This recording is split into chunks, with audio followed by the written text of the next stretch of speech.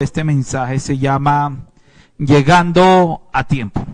El título de mi mensaje esta mañana es Llegando a tiempo. ¿Cuántos han llegado a tiempo? Y no voy a hablar de impuntualidad ni de puntualidad, pero sí voy a hablar sobre especialmente ayudar a tiempo a aquellos que lo requieren y lo necesitan. Hechos capítulo 9, por favor. Hechos capítulo 9.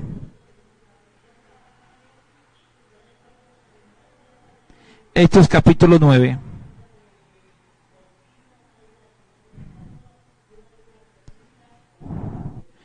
Hechos capítulo 9. Si lo tiene, usted sabe que Hechos capítulo 9 está después de Hechos capítulo 8. Es impresionante la revelación. Está fluyendo la revelación ya. Sí, es tremendo. Dice la Biblia de esta manera. Saulo, respirando aún amenazas y muerte contra los discípulos del Señor, vino al sumo sacerdote y le pidió cartas para la sinagoga de Damasco, a fin de que si hallase algunos hombres o mujeres en este camino, los trajese presos a Jerusalén. Mas yendo por el camino, aconteció que al llegar cerca de Damasco, repentinamente le rodeó un resplandor de luz del cielo, y cayendo en tierra oyó una voz que decía: Saulo, Saulo, ¿por qué? ¿Por qué? ¿Qué? ¿Me persigues? Y dijo: ¿quién eres, Señor? Y dijo: yo soy Jesús, a quien tú persigues. Dura cosa te es dar coces contra el aguijón. Y temblando y temeroso dijo: Señor, ¿qué quieres que yo haga? Y el Señor le dijo: levántate y entra a la ciudad, y se te dirá lo que debes hacer. Y los hombres que iban con Saulo se pararon atónitos, oyendo a la verdad la voz, mas sin ver a nadie. Entonces Saulo se levantó de tierra, y abriendo los ojos no veía a nadie, así que llegando por la mano le metieron en Damasco. Amén y amén. Sabiendo llegar a tiempo o llegando a tiempo. Mira, creo que Dios es un Dios que nos mueve a través de los tiempos. ¿Cuántos lo creen así? Y tenemos que tener discernimiento cuando uno pasa de un tiempo a otro tiempo. Cuando uno está en cierta situación donde uno tiene que hacer ciertas cosas, pero no todo es eterno. Y llega un momento en que el Señor no determina que se acabó de hacer esto y vamos a entrar a hacer otra cosa. El discernir los tiempos es vital, y lo predicaba aquí hace un tiempo atrás y decía que hemos entrado en un tiempo maravilloso. Hemos terminado un tiempo y entramos a otro tiempo. Y yo estoy convencido que este tiempo es mucho mejor que el anterior. ¿Cuántos lo creen así? Y Dios nos va a llevar siempre a hacer muchas, pero muchas cosas saludables y muchas cosas buenas. Llegar a tiempo no es fácil, o en discernir los tiempos no es fácil. Lógicamente se requiere que realmente estemos conectados con Dios para discernir cuándo es que debo moverme o cuándo debo quedarme quieto, cuándo debo actuar o cuándo no debo actuar. Hay gente que en la pandemia aprovechó el tiempo que vivía para hacer muchas cosas, y gente que no supo aprovechar su tiempo, se estancó y no hizo nada, y lo único que hizo fue engordarse. Eso le pasó a algunos, ¿sí? Pero bueno. Y de repente otros sí aprovecharon el tiempo, y en toda la cuarentena y en todo este tiempo que estuvimos encerrados, aprovecharon el tiempo para orar, prepararse, buscar, hacer conexiones y aún activarse en cosas que estaban muy pendientes de hacerlo. Lamentablemente no todo el mundo sabe aprovechar el tiempo como debe aprovecharse. Pero hay algo que hace Dios siempre, y es que Dios nunca llega tarde. ¿Cuántos lo creen así? Dios sabe llegar a tiempo. Y hay algo que Dios está muy pendiente, es llegar a tiempo a nuestras vidas. Él sabe llegar a tiempo en nuestra vida. Hay gente que dice: pero ¿por qué no llegó el Señor a mi vida hace 20 años o 30 años o cuando yo fui niño? Pero Él supo qué es lo que yo tenía que haber vivido, y Él sabe llegar a tiempo a nosotros. Y yo creo que el Señor llegó a tiempo a todos los que nos están viendo, y podemos testificar que el Señor llegó a tiempo. ¿Cuántos lo creen así? En eso de que llegó a tiempo, quiero que escriba ahí, por favor, en todos los comentarios, si para usted el Señor llegó a tiempo o no llegó a tiempo. Y creo que lógicamente para todos nosotros el Señor llegó a tiempo. La historia de Saulo de Tarso es una historia muy interesante, porque Saulo, dice la Biblia, que él estaba respirando amenazas para los discípulos, para los cristianos de ese momento. Saulo tenía un objetivo y un propósito en la vida, por su propia convicción, él creía que el cristianismo era una amenaza directa frente a la religión y frente a toda la creencia que Saulo tenía. Y frente a ese pensamiento, Saulo entonces toma una decisión, irse en contra de los cristianos. Se sabe que estuvo en la muerte de Esteban, Saulo, y que de repente fue un protagonista de la muerte de muchísimos creyentes.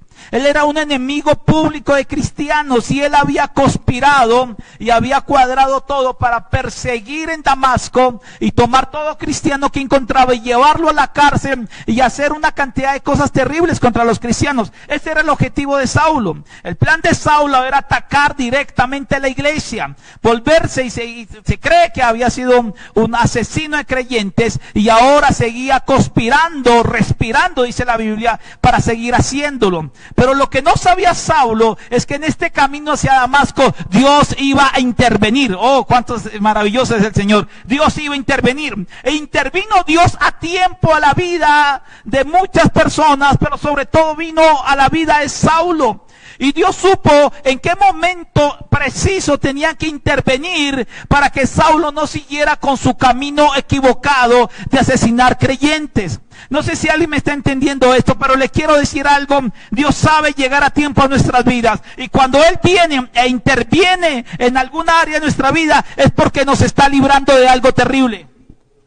Eso es lo que muchas personas no entienden. Cuando de repente el Señor te presiona y te levántate a orar, levántate a orar, levántate a orar. Y entonces si usted es obediente, usted dice, wow, y después se da cuenta, menos mal me preparé para esto. El Señor te dice, levántate y prepárate, métete a estudiar, haz esto, aprovecha lo otro. Y el Señor nos presiona porque Él sabe el futuro. Y Él sabe que si está interviniendo Dios en este tiempo en mi vida, para que tome algún tipo de decisión, para que corrija mi camino, para que haga algo, es porque me está librando de un problema en el futuro. Y no sé si alguien ha vivido y ha tenido la experiencia en algún momento de repente de no obedecer la voz de Dios.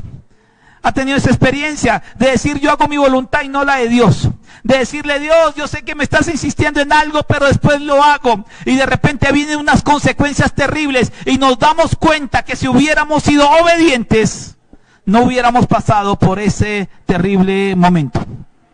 Los momentos difíciles que hemos vivido, muchos de ellos vienen por consecuencia de decisiones que no hicimos a tiempo. Y hay cosas que usted y yo tenemos que hacer a tiempo. Hay cosas que Dios nos pide que haga, no mañana, no pasado mañana, sino de manera inmediata. Y cuando usted y yo somos obedientes en el hacer las cosas de manera apresurada, inmediata, lógicamente vamos a ver resultados maravillosos. Pero el Señor nos llama a que hagamos cosas a tiempos. Dios intervino en la vida de Saulo a tiempo. Y eso hizo que Saulo tuviera una conversión, una experiencia, y detuviera y se convirtió Saulo en un asesino de cristianos, en un cristiano que vivió lo que vivió y que predicó la palabra de una manera tremenda, porque Dios supo llegar a tiempo. Ahora le pregunto una cosa. Hay muchas personas a nuestro alrededor que necesitan del Señor. ¿Cuántos lo creen así? Hay muchas personas a nuestro alrededor que necesitan que Dios haga algo en la vida de ellos. Yo les enseñaba y les decía que es una oración equivocada pedirle a Dios que salve personas y decirle, Señor, mira Dios, mira la gente que está en los hospitales, sálvalos. Mira la gente que está en las calles, sálvalos. Y es una oración que todos hacemos, ¿cierto? Señor, mira a los niños huérfanos, mira los hogares destruidos. Señor, haz algo en ellos. Y es una oración equivocada cuando usted y yo no entendemos responsabilidad. Porque si Dios va a hacer algo, lo va a hacer a través de la iglesia. Dijo el apóstol Pablo bajo la revelación del Espíritu Santo, ¿cómo van a creer si no hay quien les predique? ¿Cómo van a creer si alguien no les predica? O sea, no es Señor, salva al de afuera, Señor, úsame a mí, o levanta a alguien. Jesús dijo claramente, pedid al Padre que envíe obreros a los mies. O sea, ¿qué necesita el mundo? Obreros. ¿Qué requiere que este mundo sea diferente? Personas que sean protagonistas y que vayan a tiempo a hacer lo que tienen que hacer. No podemos, Señor, salva Colombia. No, levanta gente para que predique la palabra. No es, Señor, mira la problemática que hay en la sociedad, sino levanta, Señor, levántanos a nosotros. Motívanos, trabaja en nosotros para que nosotros seamos impulsados para llevar. Mira el orden de la palabra. Digan, ¿cómo van a creer si no hay quien les predique? ¿Y cómo van a predicar si no hay quien los envíe? Y yo creo que la misión de los pastores y todos los pastores que me ven hoy es que tenemos una misión de estar enviando predicadores, de estar enviando gente con la responsabilidad de llegar a tiempo. ¿Qué pasa cuando no se llega a tiempo? ¿Qué pasa cuando usted y yo no llegamos a la vida de una persona a tiempo? ¿Qué sucede cuando mucha gente a nuestro alrededor está viviendo crisis, terribles crisis, porque usted y yo no fuimos capaces de llegar a tiempo a esas personas? ¿Qué sucede cuando tenemos gente a nuestro alrededor que ignoramos y no nos damos cuenta de que una palabra a tiempo hubiera solucionado esa crisis en el hogar? Hubiera solucionado esa situación, hubiera ayudado a una luz, hubiera impedido que esa persona cometiera un error, hubiera impedido que eso se hubiera pasado. ¿Qué hubiera pasado en ese campo? Si usted hubiéramos llegado a tiempo, muchas cosas no hubieran pasado. Yo me acuerdo de la historia de aquella mujer que intenta predicarle a una compañera del trabajo de ella. Pero la compañera es complicada, no es fácil de predicarle. No es fácil de predicarle. Sin embargo, ella está orando: Señor, guíame a predicarle a mi compañera de trabajo. Porque ella sentía una carga y la compañera era la jefe, estaba por encima de ella y no era tan fácil. Y un día se quedaron solas, eran las últimas que salían del trabajo. Y ella, la cristiana, llegó y le dijo a la compañera de trabajo: bueno, que Dios le bendiga, jefe, y nos vemos después. Y me dice: gracias por decirme Dios me bendiga. Es que tengo muchos problemas y me gusta lo que me acaba de decir, que Dios me bendiga. De verdad que lo necesito. Y en ese momento una puerta se le abrió en par para que ella aprovechara y predicara la palabra. Pero ella entró en temor y entró en miedo y dijo, bueno, Dios le bendiga, hasta luego, y se fue. Y en el camino decía: ¿por qué no le prediqué? Eso pasó el fin de semana, pasaron unos días y la jefe no volvió a trabajar. Y después de unos días le llamaron, le dieron la noticia a todos que la jefe se había muerto. Tuvo un infarto, sucedió una situación y se murió.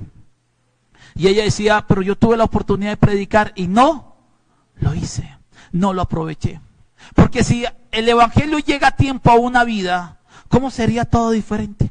Imagínense si muchos de ustedes, el Señor llegó a su vida a los 20 años, o a los 30, o a los 40, a los 50. ¿Qué tal si el Señor hubiera llegado a usted cuando fuera niño? ¿Qué tal si el Señor hubiera llegado a usted impidiéndole que cometiera los errores o los horrores que cometió cuando era más joven? ¿Qué tal que el Señor hubiera llegado a la vida de muchos y cómo hubiera sido su vida? Le pregunto, si el Señor hubiera llegado a tiempo a su vida, y usted me dirá: Señor, pero ¿por qué no llegaste? Y podemos decir, como le dije al principio, es que Dios tiene planes, y está bien, es que todas las cosas ayudan para Dios, ayudan para bien a los que aman a Dios. Eso lo creemos, eso lo entendemos, pero también entendemos de que tuvo que haber un movimiento para que usted y yo llegáramos al Señor. Y si ese movimiento hubiera sido antes, nuestra vida sería diferente. No hubiéramos cometido lo que hubiéramos cometido. Todo hubiera sido diferente, distinto. Llegar a tiempo es una bendición. Y Dios necesita llegar a tiempo a muchas vidas. ¿Cuántos lo creen así? Dios necesita llegar a tiempo a muchas personas.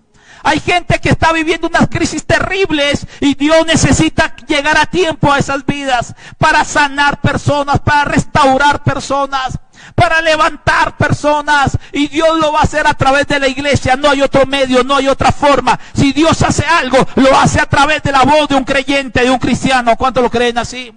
Si Dios hace algo, lo va a hacer a través de nuestras vidas. Como Dios lo creen. Si Dios va a hacer algo, lo va a hacer a través de nuestras vidas.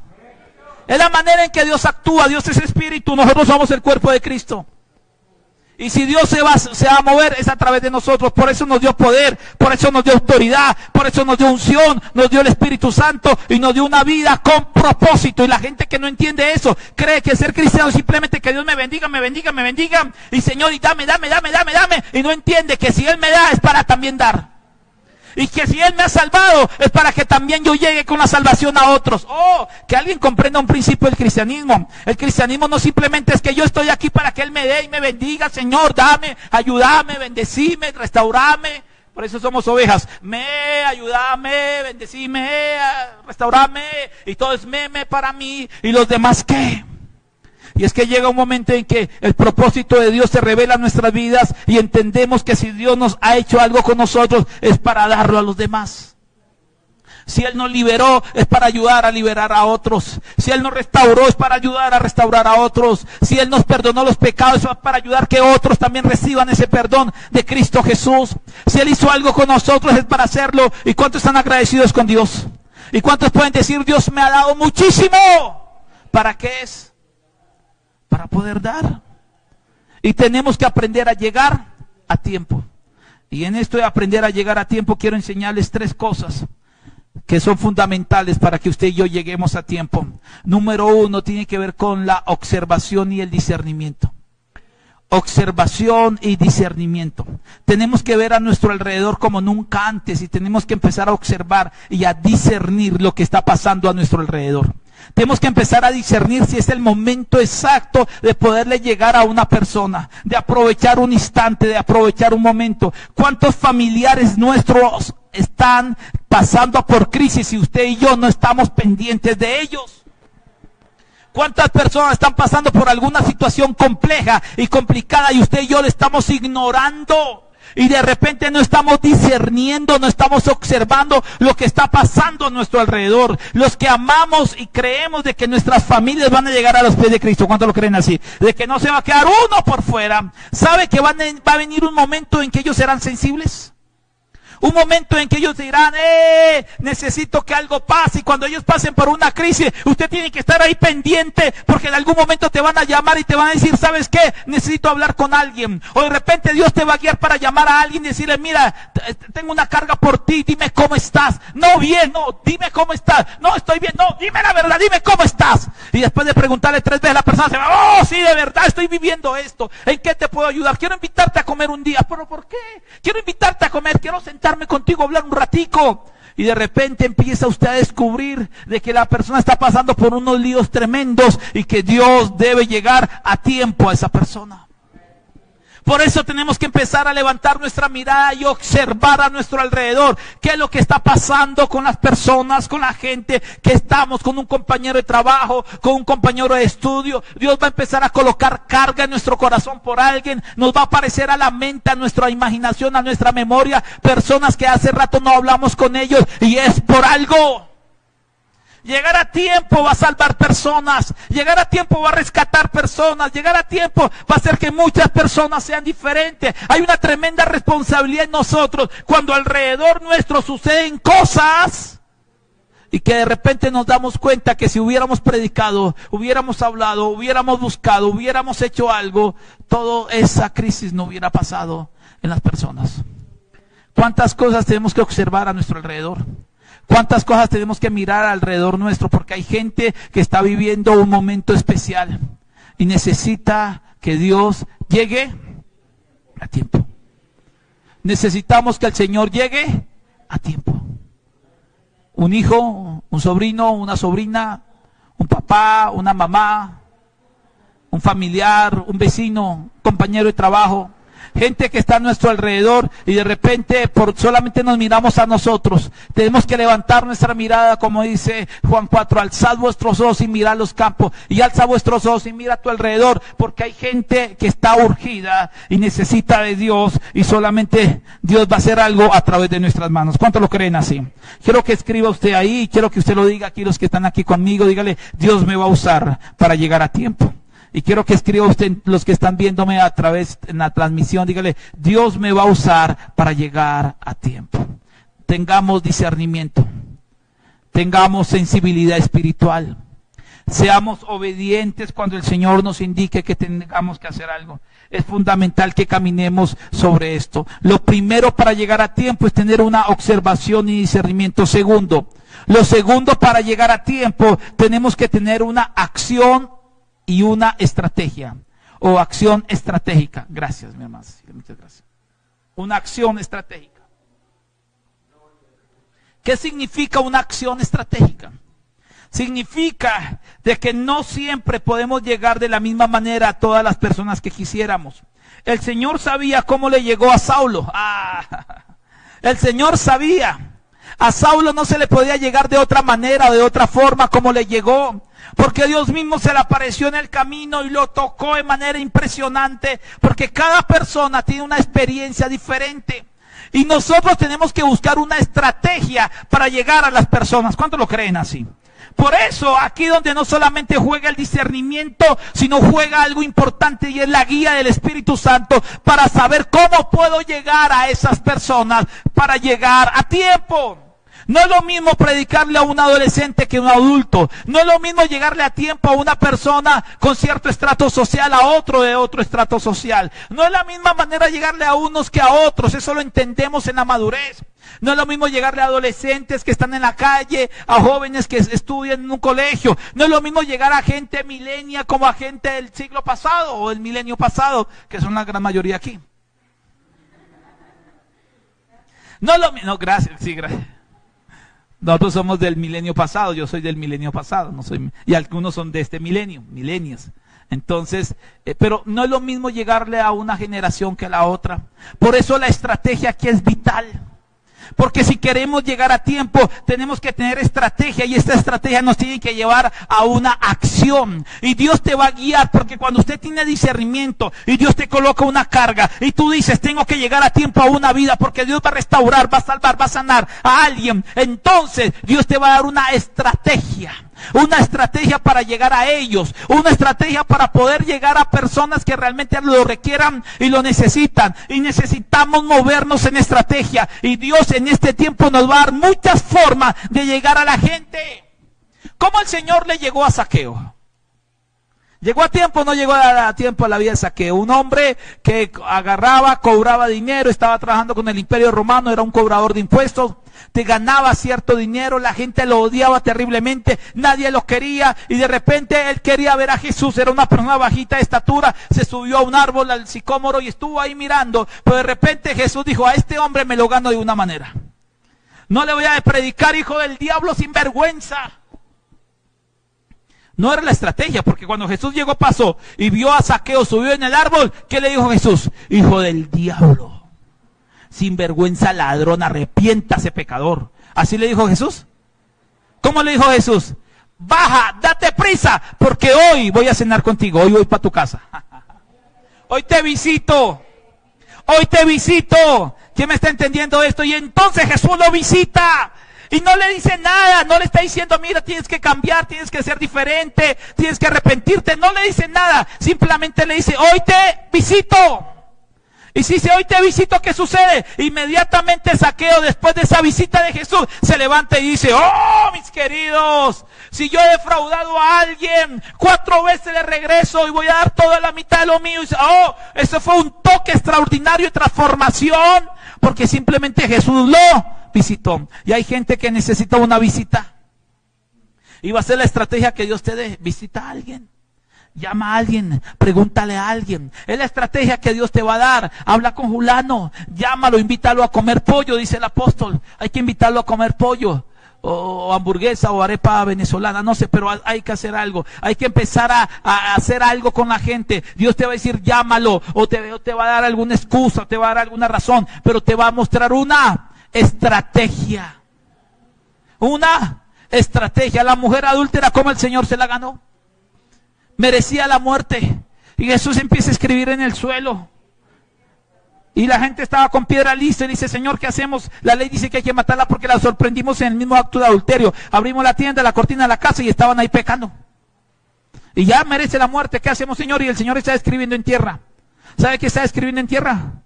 Estaba hablando de mí. Eduardo Garzón, tremendo. Él está. Y de repente Jesús se levanta y dice, el que esté libre de pecado, que tire la primera piedra. Y Jesús dice a la mujer, mujer, ¿quién te acusa? Y levantó, nadie, ni yo tampoco lo hago, vete y no peques más. Jesús usó la estrategia del amor, la defensa, la compasión, y eso hizo que una mujer adúltera cambiara y fuera transformada, y la salvó de la misma muerte. Jesús siempre usó cualquier forma para llegar aún a la persona que estaba al lado de él muriendo, siendo un ladrón y mereciendo la muerte. Jesús lo salva en los últimos segundos. Todo Jesús lo usó como una estrategia para llegar a la gente. la comida, la multiplicación, la obra social, el hablar aún de la parte política. Jesús lo usó porque se involucró en ciertos aspectos con mucha delicadeza, pero tocó el corazón de muchos aún. Cuando le preguntaron, bueno, señora, ¿esto a quién hay que darle? ¿Le debo pagar impuesto a este imperio que nos tiene gobernando o no le debemos pagar impuestos? Y el Señor dijo, déjame ver la moneda, es de César, a César lo que es de César, no se preocupen. Y a Dios lo que es de Dios. Se metió en cosas delicaditas, pero supo ganar, supo llegar, supo avanzar, porque usó estrategias. Dios siempre va a usar las estrategias que tenemos a nuestra mano. Dios va a usar nuestra profesión para una estrategia.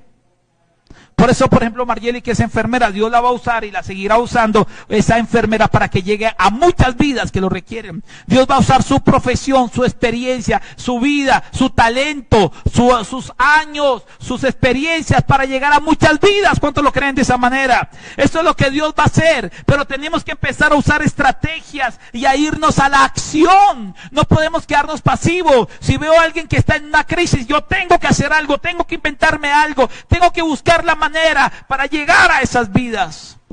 Y tenemos que trabajar en estrategias. ¿Cuántos me están comprendiendo eso?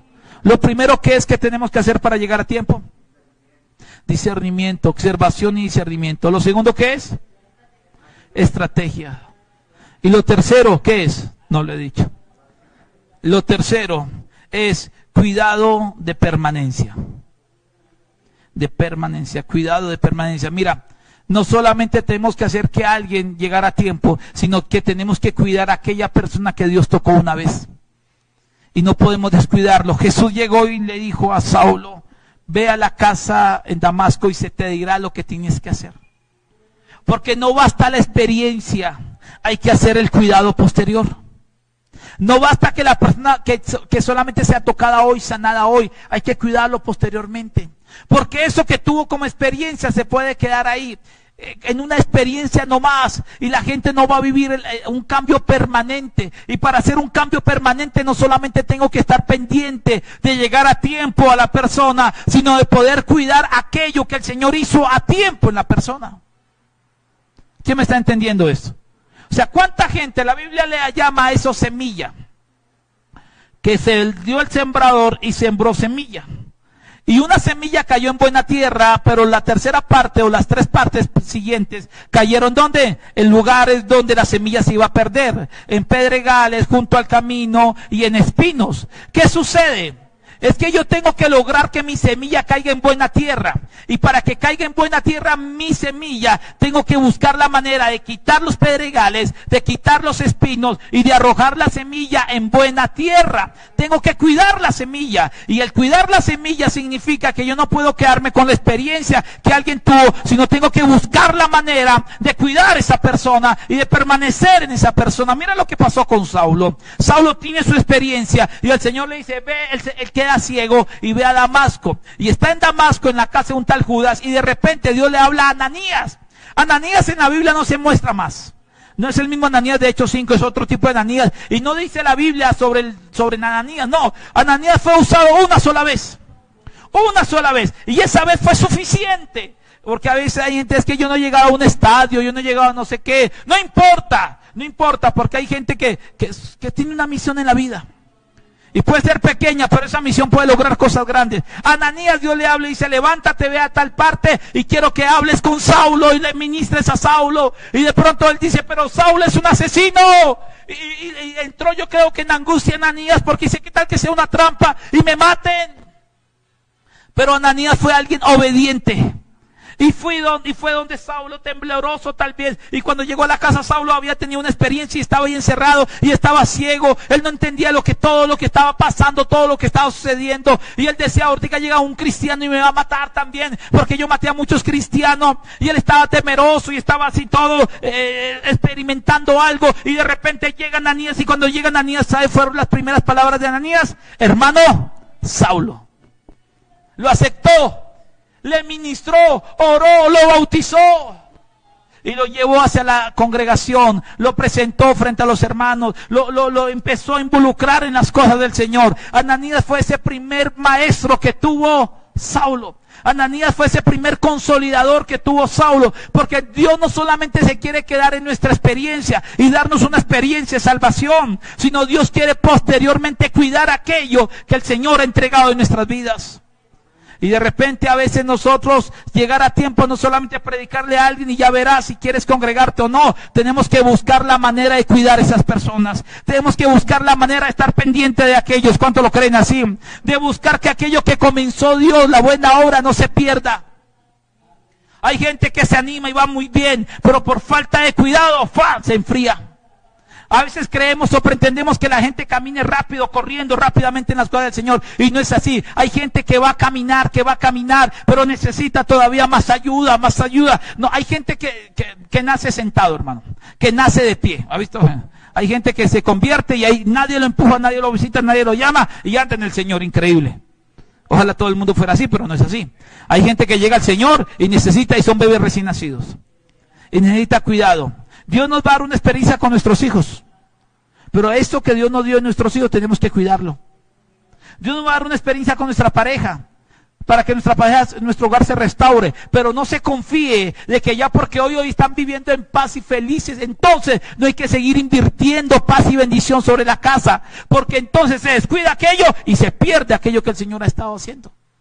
Dios te va a dar experiencias con tus finanzas y no significa que aquí en adelante te va a sobrar. Tienes que administrar muy bien, cuidar muy bien lo que Dios te da, los recursos, las conexiones, tus empleos, tus trabajos, todo eso, porque hay que cuidarlo. Porque no, si yo no hago que esto permanezca, no va a permanecer. Lo que tenemos que aprender no solamente es llegar a tiempo, sino hacer que eso que se llegó a tiempo pueda permanecer y pueda durar. ¿Cuánto me están entendiendo eso? Y es la misión de nosotros como creyentes. Y yo le digo, ¿cuál es el tiempo que vamos a vivir ahora?